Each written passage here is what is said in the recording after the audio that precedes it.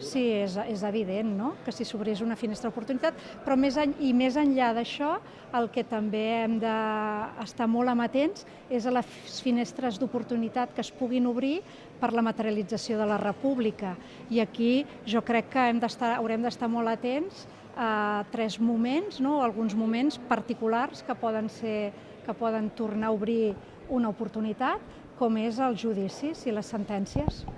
La societat catalana aquesta doble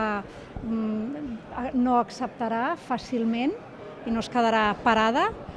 si hi ha condemnes per delictes inventats als nostres dirigents polítics i als dirigents de les associacions com Òmnium o la mateixa Assemblea.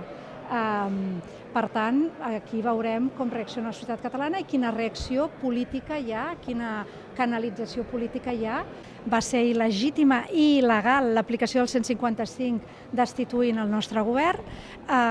i, per tant, i demanàvem la restitució al govern legítim, és a dir, quan defensàvem i defensem la investidura del president Puigdemont, no és per ell com a persona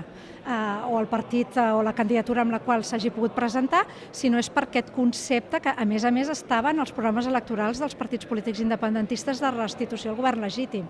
Per tant, de moment no s'ha fet aquesta investidura del president Puigdemont, però confiem que sí que es restitueixin els consellers i conselleres que així ho vulguin.